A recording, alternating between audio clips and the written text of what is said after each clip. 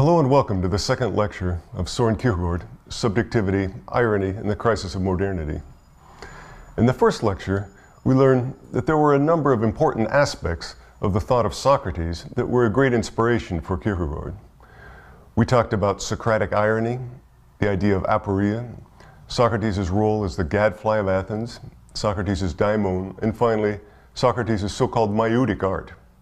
It was useful to see these concepts in their original context in Plato's dialogues, since this will give us a greater appreciation for Kierkegaard's unique use of them. But we still have one brief errand to attend to before we get to this. Kierkegaard's understanding of Socrates was, of course, based on his reading of the texts of Plato, Xenophon, and Aristophanes, that is, the primary Greek sources. But it was also largely shaped by the interpretation of the famous German philosopher Hegel, with whom he was in a constant critical dialogue in the concept of irony. Hegel's philosophy was a highly popular trend at the University of Copenhagen in the late 1830s when Kierkegaard was a student and was writing this work. So, in this lecture, we'll explore first the presence of Hegel at the university during Kierkegaard's time, and then we'll go through Hegel's analysis of Socrates, treating the same topics that we introduced last time, that is, Socratic irony, aporia, the daimon, and so forth. We'll see how Kierkegaard is inspired and influenced by the important historical role that Hegel ascribes to the person of Socrates.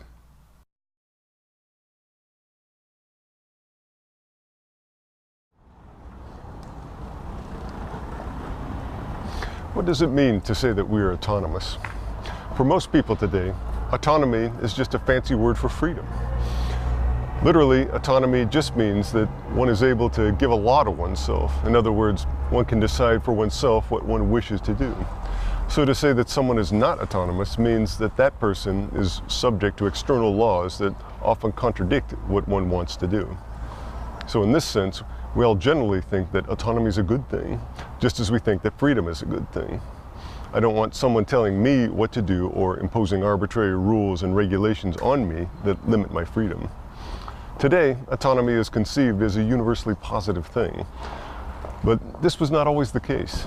In some societies, the main value was not for people to go out and act on their own desires and wishes. Instead, the most important thing was for them to follow a set of rules that had been agreed upon by one's family, culture, or society. This includes dressing in a certain way or acting in accordance with accepted norms. According to this view, to act autonomously is a sign of arrogance and disregard for one's family or tradition. This is often associated with religion. For example, in religious ceremonies, everyone is expected to do the same thing, to perform the same ceremony in the same way. It's impossible to be an individualist or a nonconformist in a ceremonial context. Moreover, in Christianity, it's thought that human beings are finite and sinful. They're only able to gain salvation not by their own acts alone, but by the grace of God. It's therefore considered not just arrogant, but even irreligious to act as if one could determine the truth for oneself. In this sense, autonomy is conceived as a negative thing. This issue, which is still very much alive today, was one that was important in Kierkegaard's time. It was thematized by a young Danish scholar named Hans Lassen Martensen. When Kierkegaard was a student here at the University of Copenhagen in the 1830s, the philosophy of the German philosopher Hegel became a major trend among students. The key figure for the popularity of Hegel was Martensen, who was just 5 years older than Kierkegaard. In 1836, Martensen returned to Copenhagen from a 2-year trip that he took to Berlin, Heidelberg, Munich, Vienna, and Paris. On his trip, Martensen met most of the leading figures in Prussia and the German states who were discussing Hegel's philosophy at this time. When he returned to Copenhagen, Martensen immediately began an illustrious academic career. On July 12, 1837, he defended his dissertation, which was entitled On the Autonomy of Human Self-Consciousness. In this work, he critically treated the systems of the German thinkers Kant, Schleiermacher, and Hegel. Martensen argued that these philosophies all represented systems of autonomy that he believed focused one-sidedly on the power of the individual. According to Martensen, this fails to recognize the profound dependency of human beings on God. With this topic, Martensen can, in a sense, be said to anticipate Kierkegaard's topic of irony. In both cases, what's at issue is the role of the individual or the subject vis-a-vis the objective order of things. Both Martensen and Kierkegaard seem to be in agreement that modern subjectivity, or even relativism, has gone too far. Martensen's key term for this is modern autonomy, while Kierkegaard's is irony, but in the end, they're talking about the same set of issues.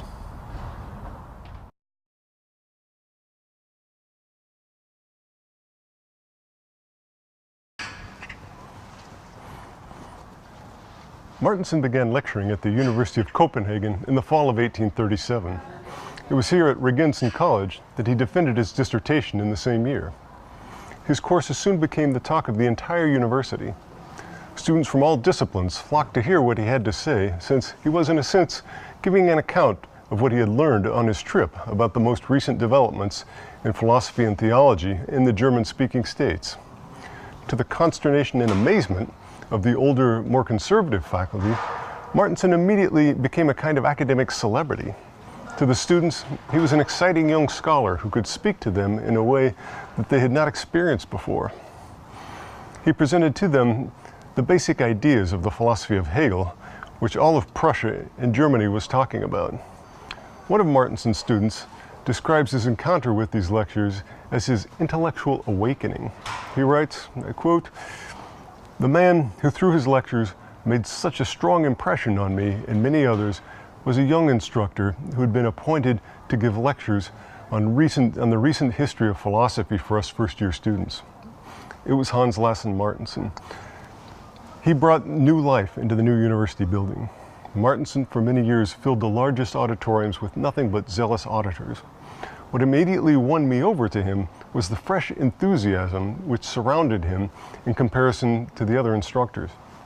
He spoke precisely about what I thirsted to hear, and did so at times with a warmth which I found doubly impressive in the cold temple of the sciences." Among the students in Martensen's lecture hall was the young Søren Kierkegaard.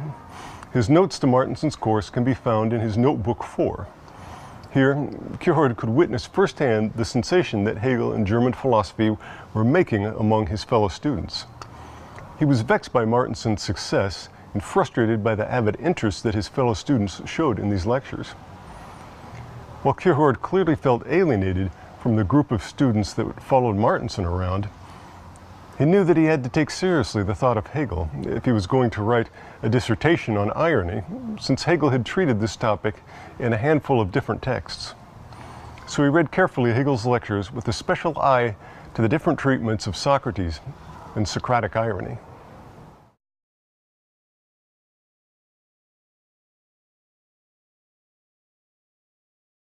So why was Hegel so interesting to the students of Kierkegaard's generation? Hegel was born in Stuttgart in 1770, and he spent the last decade of his life at the Royal Friedrich Wilhelms University, which is today the Humboldt University in Berlin. His lectures there in the 1820s drew students from all over Europe. After he died on November 14, 1831, his students formed a society dedicated to publishing a complete edition of his works. They believed that Hegel's lectures constituted an important aspect of his thought, and so, in their edition, they decided to publish 4 series of his lectures along with the works that Hegel had published in his own lifetime. These were the lectures on the philosophy of religion, the lectures on aesthetics,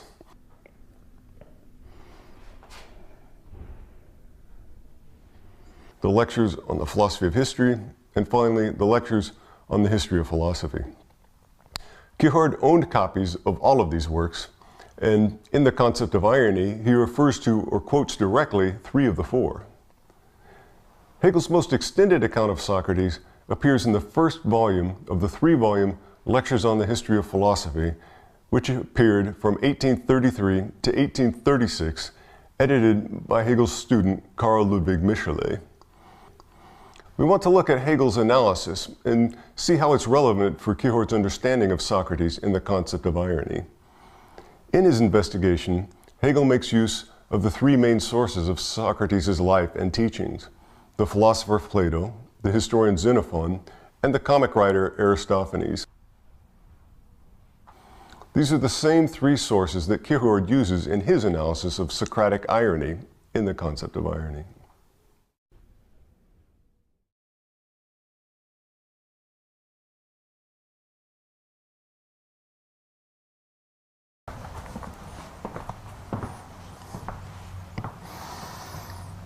Why were people so interested in Hegel's philosophy?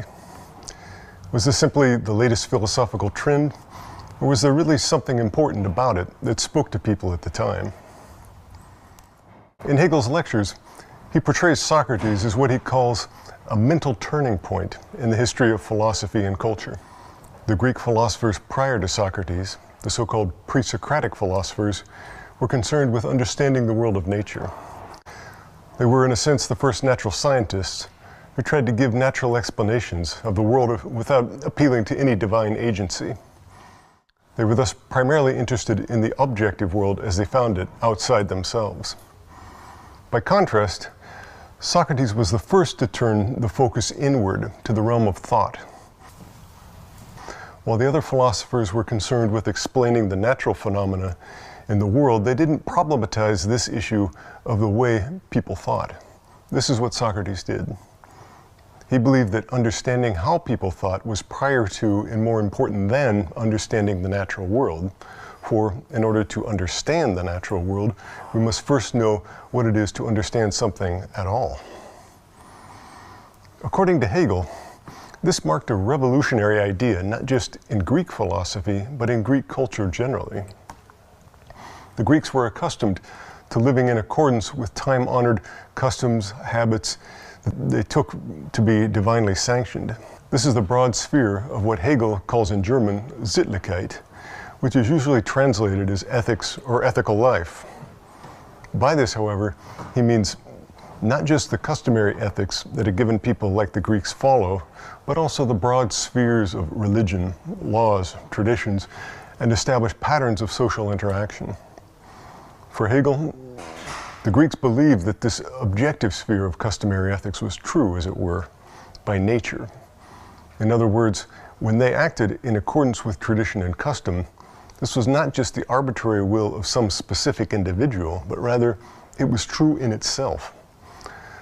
This is the beginning of what is known today as the tradition of natural law, that is, the idea that some things are right or wrong by nature.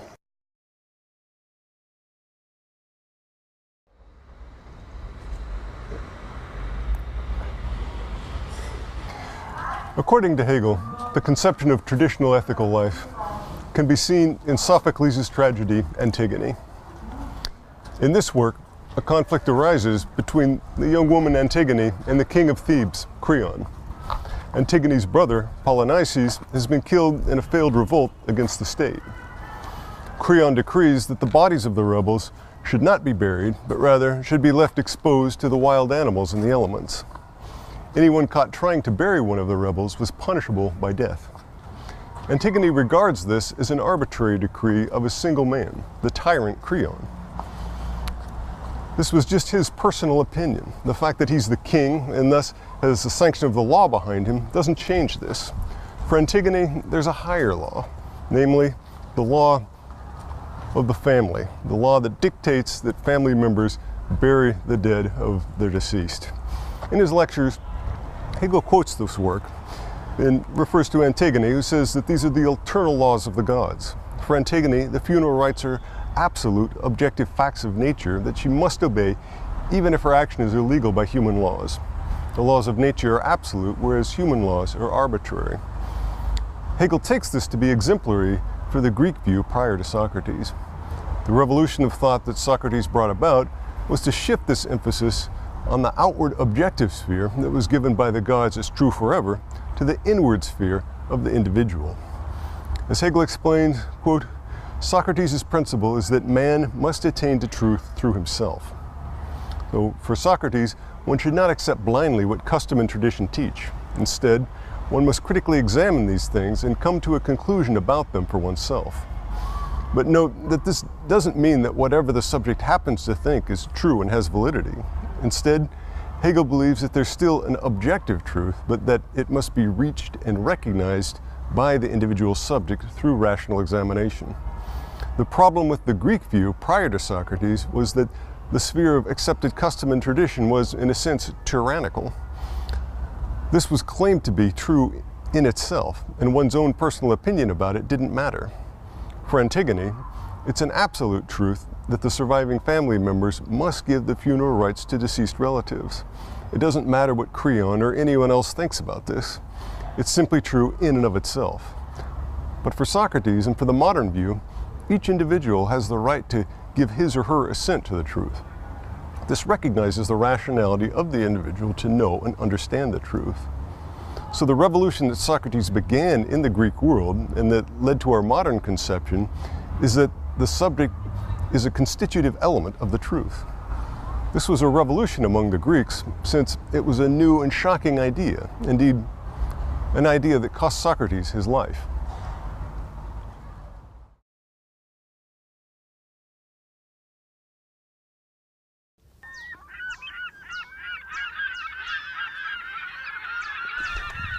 The idea of a subjective truth was one that greatly appealed to the young Kierkegaard. In the summer of 1835, he came here to northern Sealand, to the north of Copenhagen, where he visited the small towns and villages at his leisure. He records his impressions from this short journey in his first journal, called simply Journal AA. This was an important period for the young student, Kierkegaard, who seemed not really to be making particularly rapid progress with his studies. One reason for this was perhaps that he was still somewhat unsure about what he wanted to do with his life. In the journal AA, he recounts some of his self-doubts and uncertainties about which course of life to take. On August the 1st, 1835, here in the fishing village of Gilleleie, he writes, "What I really need is to be clear about what I am to do, not what I must know. It's a question of understanding my destiny, of seeing what the deity really wants me to do. The thing is to find a truth, which is a truth for me, to find an idea for which I'm willing to live and die." Here, the young Kierkegaard states explicitly that he urgently needs to discover a subjective personal truth, as he says, a truth for me. Like Socrates, he rejects the objective truths that are accepted by society. He continues, "What use would it be in this respect if I were to discover a so-called objective truth, or if I worked my way through the philosopher's systems? And what use would it be in that respect to be able to work out a theory of the state, which I myself did not inhabit, but merely held up for others to see?" Here he rejects the objective knowledge that's recognized by the world. He acknowledges that this enjoys respect and recognition among people, but since it's objective, it lacks something fundamental. Thus, like Socrates, he wants to find a truth within himself.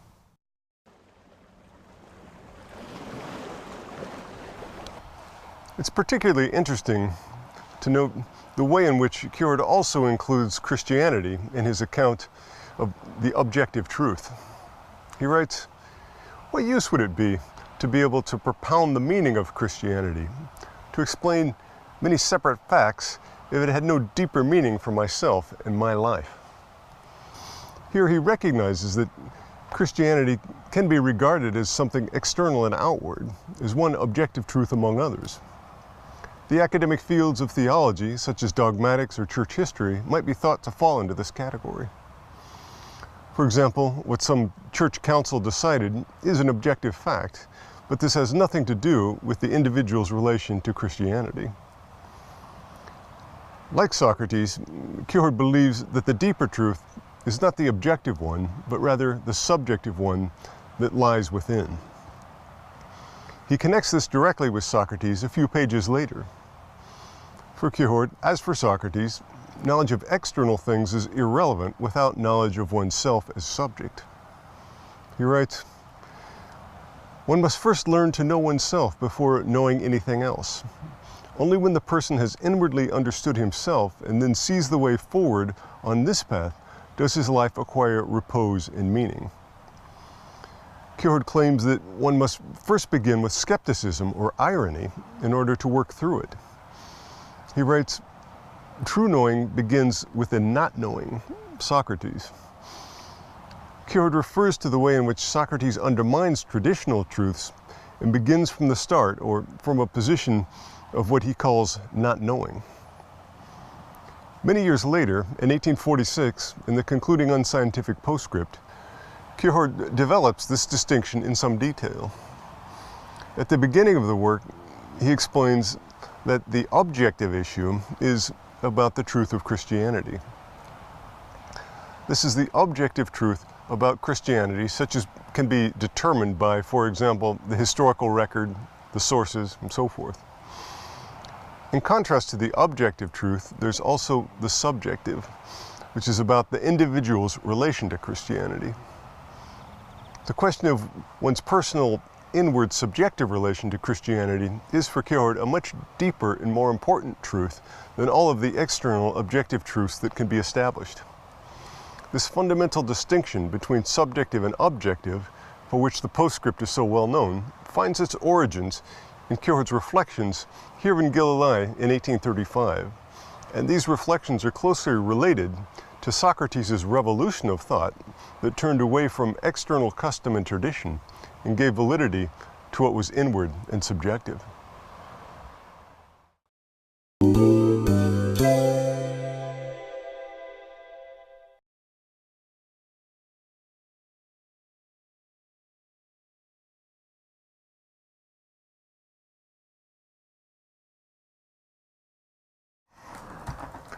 Hegel discusses Socrates' method and identifies two important features. First, Socrates goes out among different kinds of people in the context of their daily lives. He then strikes up a conversation with them about their occupations or interests. In this way, he manages to draw them into a discussion, since it's natural that people like to talk about their own interests. He then tries to get them to move from their immediate experience with specific individual cases to a universal truth. It's this movement, from particular to universal, that, according to Hegel, constitutes the first element of the Socratic method. We can see this in the dialogue The Euthyphro, where Euthyphro gives Socrates a number of examples of piety, that is, particular cases, and then Socrates asks what all of the particular cases have in common. So instead of hearing specific instances of piety, Socrates wants to find out what the essence or nature of piety is in itself. Likewise, in other dialogues, he's interested not in examples of beauty, but in beauty itself, not in examples of justice, but in justice itself, and so forth. The second element of the Socratic method is the causing of confusion between the idea or definition proposed and the actual experience of the individual, a conflict between the universal and the particular. Socrates' implicit goal is to show that his interlocutors have unreflectively accepted certain things to be true without examining them carefully. Thus, by pointing out the contradictions in their views, Socrates, in effect, calls on the individual to go back and examine them critically. The key is that the individual, with his or her own reason, must test whatever is claimed to be true. Hegel also examines Socratic irony. What was so important for Kierkegaard? He explains that Socrates begins by getting his interlocutor to say something about the topic based on the generally accepted understanding of things. In order to get the other person to do this, Socrates pretends that he himself is ignorant of the matter in question and requires some instruction in it. Once the other person begins to set forth the accepted view, Socrates can go to work on it and demonstrate the contradictions involved in it. In this way, Socrates believed that he was helping the other person to come to the realization that he knew nothing. A key question about Socrates' use of irony is whether or not Socrates really means it when he says that he knows nothing and is thus in need of instruction. In other words, is this ironic, or does Socrates really mean this, since he's truly convinced that he knows nothing? One might be suspicious of his claim to know nothing, since, after all, in the course of the ensuing discussion, he clearly shows much greater intellectual acumen than his interlocutor. He's constantly giving examples of what seem to betray knowledge of specific things, or quoting texts, for example, Homer, which shows great knowledge. Or, at a minimum, he seems to have knowledge of forms of argumentation, since he's so effective at pointing out flaws in reasoning. But Hegel says, and I quote, "It may actually be said that Socrates knew nothing, for he did not reach the systematic construction of a philosophy." Here, Hegel refers to the idea of aporia, that is, the fact that the dialogues like the Euthyphro do not end up with any positive result. This would seem to prove the claim that Socrates really doesn't know anything. This would imply that the irony consists not in this claim, which after all is true, but rather in the feigned belief that his interlocutor knows the truth and can teach it to him. Hegel points out that when we use universal terms such as truth, justice, and beauty, we all have some vague sense of what these mean, and because of this we can communicate with each other by means of language, which makes use of such terms. But each of us has different intuitions about what these terms mean, and so in order to determine their meaning more exactly, we need to analyze them in more detail. This is what Socrates' method tries to do. By means of irony, Socrates attempts to get his interlocutor to make the given concept concrete, or as Hegel says, to develop it, so that it ceases to be vague and abstract.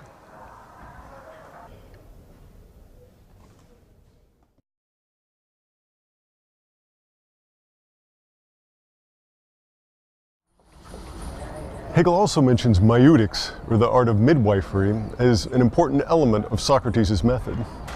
According to his interpretation, this amounts to the production of the universal from the particulars. The inexperienced or untrained mind lives in the world of immediate perception, the world of particular sense perceptions and impressions.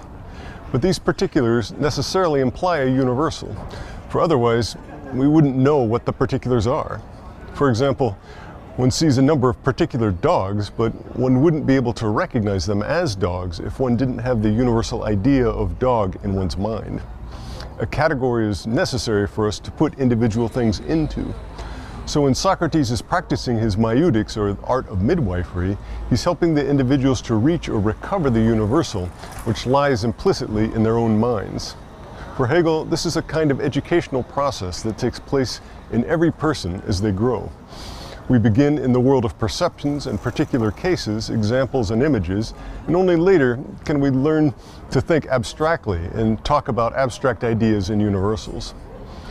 The idea of Socratic maieudics was also of central importance to Kierkegaard, who regarded himself as practicing the maieudic art. He wanted to get his fellow Danes to reflect on their relation to Christianity, but this wasn't something that he could preach to them or argue for in any objective or discursive manner. Rather, it was a subjective truth that lay in the heart of each individual. His goal was simply to help individuals to bring this forth in their own inner truth or idea for themselves.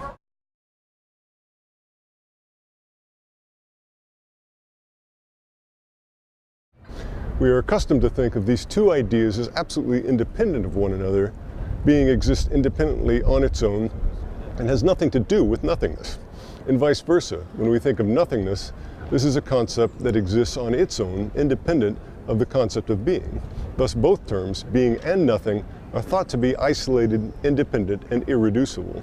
Indeed, being contradicts nothing and vice versa. Where the one exists, the other does not. But, Hegel argues, when we examine these concepts more closely, we realize we can't think the concept of being without the concept of nothing, and vice versa. The one necessarily implies the other. Thus, instead of being two isolated atomic concepts, these in fact constitute a single higher complex concept, becoming. Becoming contains both being and nothing. Something becomes when it comes into being, and it equally becomes when it perishes and ceases to be. In this way, from what initially appeared to be an irresolvable contradiction, there emerges a new positive concept. The movement looked initially as if it were stuck in contradiction and negation, as if it were aporetic, the contradiction of being and nothing. But ultimately this proved only to be a passing stage, and in the end, something positive and constructive resulted. This is a fundamental idea in Hegel's metaphysics. The concept of negation is not simply a non-starter, but rather forms the foundation for a positive development. So Hegel's critical of Socrates for not going further and developing his method to include this positive development. Instead, the Socratic method stops with negation. But this is precisely what attracted Kierkegaard to Socrates. The Greek philosopher didn't try to go on and develop something positive, but intentionally remained in the negative, in the contradictory. Kierkegaard constantly criticizes, among others, Martensen's zealous students for their desire to go further, or specifically to go further than Socrates. This criticism has its origin in this point in Hegel. For Hegel, Socrates prepared the ground for philosophy by means of negation.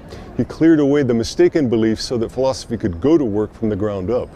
But Socrates himself never got past the negation. He failed to recognize the positive dimension of the dialectic.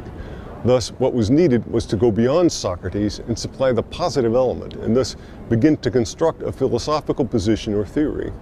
But for Kierkegaard, the whole point with Socrates was negation, and all talk of going beyond was an absurdity.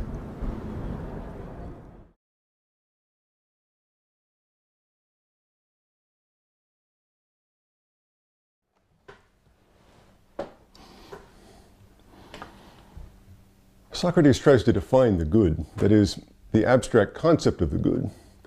According to Hegel, his great contribution in the development of human thought is the realization that the good must be developed by the individual and can't simply be blindly accepted as given by one's culture, established tradition, family, etc. But this doesn't mean that Socrates is a relativist like the sophists.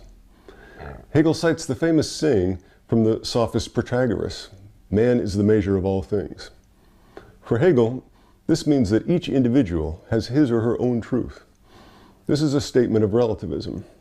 By contrast, for Socrates, the good is something absolute and universal, even though there's a subjective element involved in it. So again, Socrates must be disassociated from the sophists and from simple relativism. The revolutionary dimension of Socrates' thought was that he introduced reflective morality in contrast to the established morality or ethics.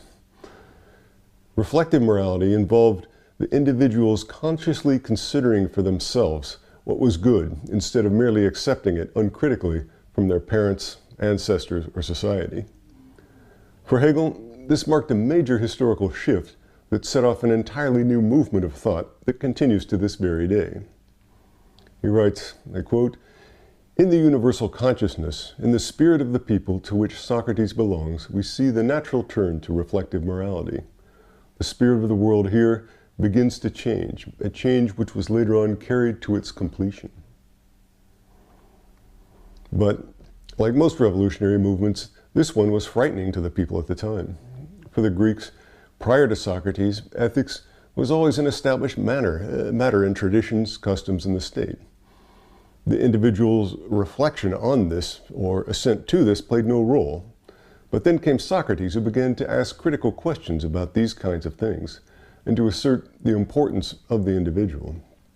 For the Greeks, this was a terrifying thing, since it threatened to undermine all the traditions, customs, and truths that they had always held most dear.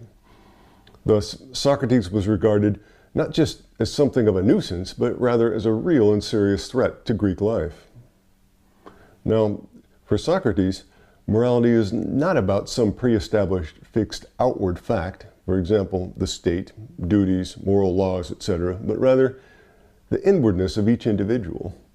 What was universal, the truth of ethics, was formerly thought to be visible in the outward sphere of the state and society. Now, however, Socrates claims that it's to be sought inwardly in the individual. This is a radical new thought. One can no longer be complacent about morality and simply adopt what custom and tradition dictated. Now, each individual must be critical and reflective and enter upon his or her own journey in order to reach the truth of ethics. While this Socratic revolution is destructive since it spells the demise of public morality, it's also a liberation since it frees people from the tyranny of custom. One no longer needs to go along with custom simply because it is custom. Now, one can call custom and tradition into question and reject aspects of them that one can't assent to. This is the modern principle that Socrates initiated in antiquity. The criticism of public morality can be seen as consistent with Socrates' claim that he doesn't teach anything. With regard to ethics and morals, nothing can be learned that comes from the outside. This is the entire sphere of public morality, which, so to speak, imposes itself from without. Hegel uses the example of impressing a stamp of wax to illustrate the way in which we learn public morality when we're young. But this is not what's essential about ethics. On the contrary, what's essential is the inward dimension.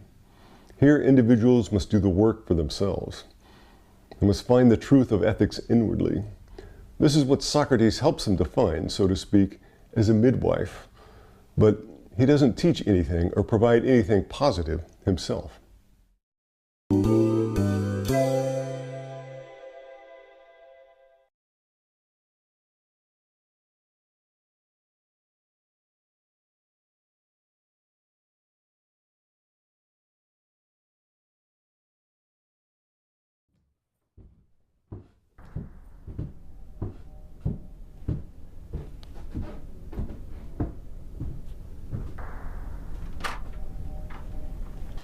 By focusing on the subject, Socrates seemed to be like the sophist, who didn't recognize any absolute or external truth. Instead, they were thought to be relativists who created eloquent arguments for whatever positions happened to suit their particular contingent interests. According to this view, there was no objective truth beyond the subjective opinions of the individual. But Socrates is keen to distinguish himself from the sophists. He's no relativist, even though he too wants to focus on the importance of the subject. In contrast to the sophists, for Socrates, there is still an objective truth, but the key is that it must be reached by the individual by means of rationality and critical reflection. As Hegel puts it, for Socrates, man has this outside within him. The objective truth is not simply to be found in the external sphere around us, but rather also in the minds of each individual. So while the sophists use critical reflection to justify their own arbitrary, self-serving claims, Socrates believes that this tool can be used to reach an objective truth that can be agreed upon by everyone. With Socrates, there's a move from the outward to the inward, but the notion of truth is always maintained. Hegel calls this the unity of the subjective and the objective. The individual must seek the truth or the universal of ethics in him or herself by means of thought and reason. But thought and reason are universals that other rational people can also attain. In this sense, ethics is also something outward and public. So Hegel claims that there is a unity between the inward universal and the outward universal. While the two can be in contradiction, they can also align and be in agreement. Insofar as the subjective side is also based on rationality, it's not just about one's inward whims or moods. Hegel explains, and I quote now, Socrates opposed to the contingent and particular inward that universal true inward of thought. And Socrates awakened this real conscience, for he not only said that man is the measure of all things, but man as thinking is the measure of all things. So the sophists are relativists, since subjectivity means for them the contingency of the individual, that is, feelings, whims, moods, and so forth. But for Socrates, subjectivity and inwardness is about thought. And since thought is about universals, it is also something that can connect us with others and with an objective truth.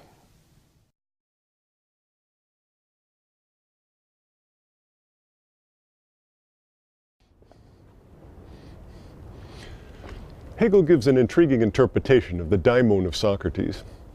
He points out that the daimon is different from Socrates' own will and intelligence. It often tells him not to do things that he might otherwise have been inclined to do. Hegel draws the analogy between the daimon, which Socrates consulted in important personal matters, and the oracle at Delphi, which the Greeks consulted in important matters of state. Hegel explains, however, that the difference is that the oracle is public, that is, it's openly available and objective. By contrast, Socrates' daimonic oracle is inward. It's as if he has within himself his own personal oracle that speaks only to him. It was this idea that offended the religious sensibilities of his fellow Athenians. For the Greeks, the laws and customs were sanctioned by the gods. They were not personal or subjective decisions of individuals. Rather, the individual played no role here whatsoever. Similarly, when a weighty decision had to be made about a course of action, either in one's private affairs or in a matter of state or the community, it was thought that this was not a matter for any private individual to decide, but rather this was something that only the gods could determine. Thus, the Greeks could send an embassy to the oracle or perform religious ceremonies to determine what the will of the gods was. The idea here is that such things are far too important for any finite individual to decide about. The Greeks didn't possess what Hegel calls subjective freedom. That is, the idea that the individual has the right to decide for him or herself about important matters. It thus struck the Greeks as highly arrogant and inappropriate when a specific individual claimed to be able to make such decisions for himself, and when he claimed to have his own personal oracle that no one else could see or hear. This is precisely what Socrates seemed to be doing by asserting the authority of his daimon above traditional law and custom. According to Hegel, Socrates' daimon represents a position midway between the externality of the oracle and the inwardness of the human mind of the individual. It's a transitional form from objective to subjective morality. On the one hand, the daimon is something inner and not something outer like the oracle at Delphi. It's as if the oracle had been transferred from the objective external sphere to the inward sphere of the person of Socrates. This outraged his fellow Athenians, since he seemed thereby to place his own personal opinion above the word of the oracle. But on the other hand, although the daimon is something inward within him, it's not identical with the will of Socrates himself.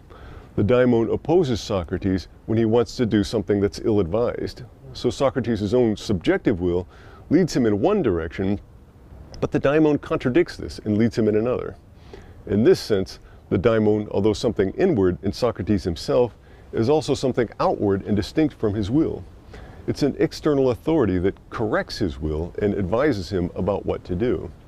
In this sense, the daimon marks a midway point. It's not objectively external like the oracle, nor is it a straightforward affirmation of his subjective will.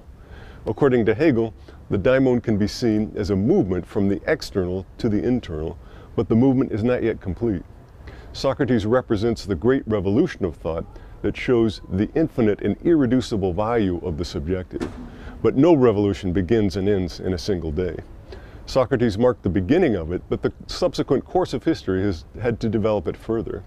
Socrates was not yet in a position to present and defend his own private will as a truth, and so he had recourse to the daimon, which pointed to the subjective and the inward side of his personality, but stopped short of being identical with his will. Only in the modern world have we reached the point where we celebrate the truth and validity of the will of the individual, but it took the course of more than 2,000 years of cultural and historical development after Socrates to reach this point. Socrates only began the revolutionary movement, but he did not finish it.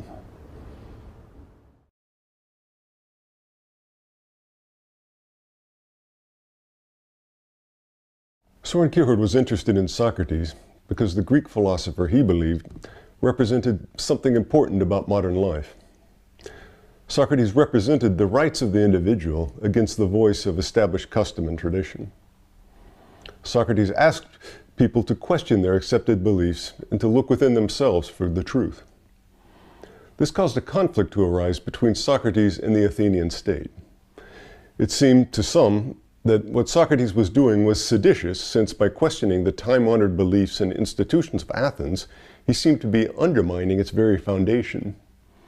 This conflict resulted in a trial and condemnation of Socrates in 399 BC. In The Concept of Irony, Kierkegaard examined the account of this trial in Plato's work, The Apology. Kierkegaard largely draws on Hegel's account of these same events in his lectures on the history of philosophy, and so it's there that we need to start. In his account of the trial of Socrates, Hegel refers to the historian of philosophy, Wilhelm Gottlieb Tennemann, who was also one of Kierkegaard's most important sources for ancient philosophy.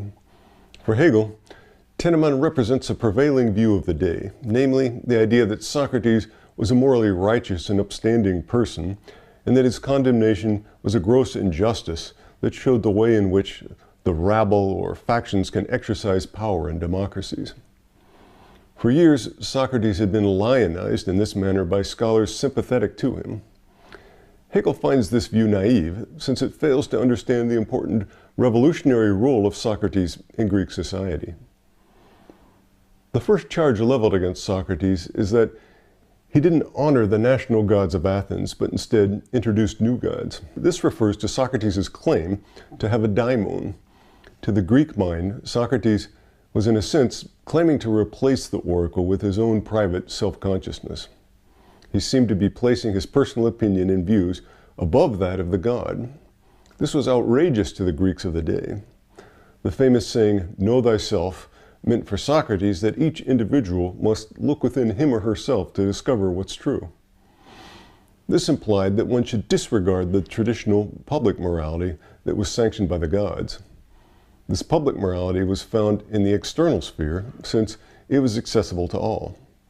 Socrates seemed to be denying the validity of this and encouraging the individual to look not outwardly for the truth, but inwardly. According to Hegel's view, these were revolutionary ideas. The notion of a personal daimon in contrast to the oracle or the gods of the state indeed amounted to the introduction of a new god. Hegel concludes that on this score, Socrates is indeed guilty as charged. The second charge is that Socrates corrupted the youth. This charge refers to the claim that Socrates led the son of a certain Antius to disobey him by telling the son that he was fit for something better than the profession that his father had planned for him. Antius was a tanner by trade, and this kind of handiwork was regarded as menial labor among the Greeks. Antius had planned for his son to follow him in this profession, but the son was reluctant to do so since, with Socrates' encouragement, he felt that being a tanner was beneath him and that he had talents and intellect that made him suited for much more prestigious jobs. Hegel believes that, based on the testimony, this charge was also well-founded. He points out that in Greek society at the time, the bond between parents and their children was something sacred. Obedience to one's parents was among the highest of values. Socrates had undermined this by encouraging Antius' son in the idea that he, in his role as an individual with specific gifts and talents, was more important than in his role as a son with clearly defined obligations and duties. While in our modern world, we're not offended by Socrates' actions, since we too value the importance of the individual. In ancient Athens, this was a serious breach of ethics and custom. Today, we too believe that no one should be forced against one's will into a job or trade that one doesn't want simply because that's what one's family or culture demands. This too was a part of the revolution that Socrates stood for. It placed the individual above established custom and tradition.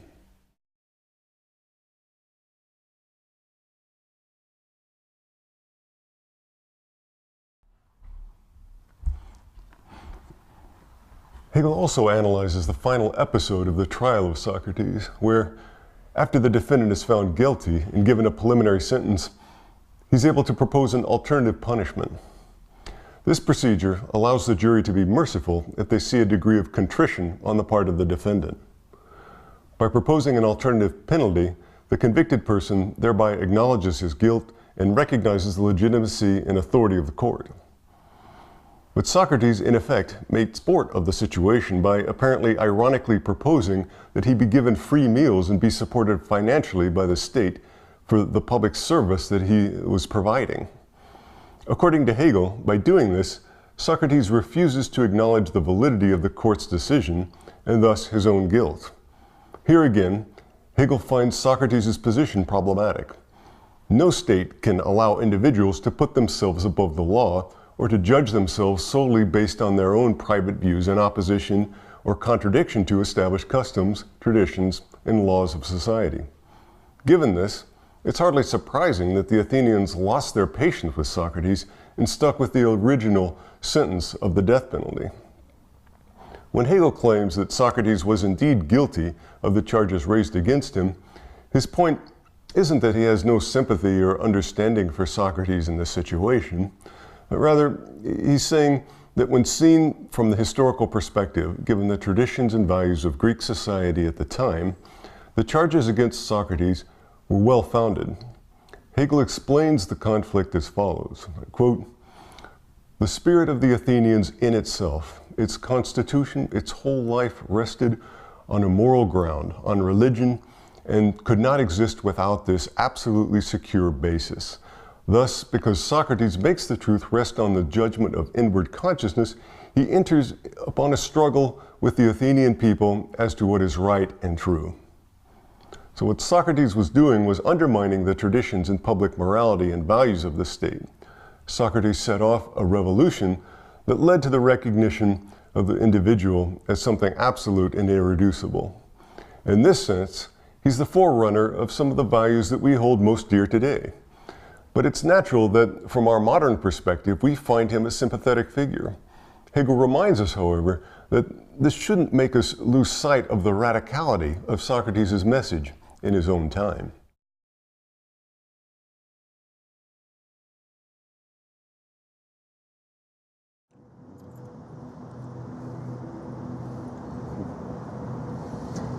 Some people might ask why this set of issues that Hegel addresses in connection with his interpretation of Socrates is so important. Perhaps from a purely historical perspective, it's of passing interest to try to see how Hegel understood Socrates and how Kierkegaard understood them both. But what if we're not particularly interested in the history of philosophy for its own sake? How are these issues relevant for us today? Who really cares about Hegel's concept of subjective freedom or Socrates' undermining of Greek customary values? What fascinated both Hegel and Kierkegaard was that they recognized in this story of Socrates' conflict with Greek society an important forerunner of the problems of modernity. In other words, Socrates' story is not just that of Athens in the 5th century BC, but it's the story of modern existence. In this course, we have online students from all over the world: Africa, Asia, the Middle East, the Americas, and also here in Europe. You've all grown up in different countries with different languages, customs, religions, and family practices. In addition, you all have grown up in a world that's rapidly changing, and these changes have often led to conflicts in traditional customs and practices. Let me ask each of you to think about this in the context of your own country and culture. Are there, for example, controversial issues in your country about the role of the individual and traditional demands of the culture? In many places throughout the world, including here in Europe, there are conflicts about exactly this kind of thing. Some people find it objectionable that young men are obliged to follow in the profession of their fathers, or that women are obliged to cover their hair in public, or that parents prearrange the marriages of their children, or that certain classes of people are forbidden from doing certain kinds of work. We find it objectionable when people are coerced to follow the crowd when it means acting against their own conscience. It's said that practices of this sort encroach on the freedom of the individual. For Hegel, this is what the concept of subjective freedom is all about. He believes that there's something infinite, something unique and irreducible about each and every individual that should be respected. Each person as an individual should be granted the right to use their rationality to consent to the practices and values that they inherit from their culture. It's also the right of the individual to be able to critically evaluate their inherited culture with their faculty of reason. The birth of subjective freedom was a major turning point in world history, but the revolution of freedom continues to this day as we try to negotiate the difficult relation between the rights of the individual and the society and tradition. Here we can see that the issues that Hegel is attentive to in Socrates are in fact of central importance in our world today. Kierkegaard took this idea of subjective freedom from Hegel and developed it in his own way to a theory of the individual in the context of both society and religion. As was the case with Hegel, Kierkegaard's interest in Socrates was not purely or primarily historical, but rather Socrates is a symbol of the constellation of modern problems that concern freedom, alienation, and relativism, the problems of our world today.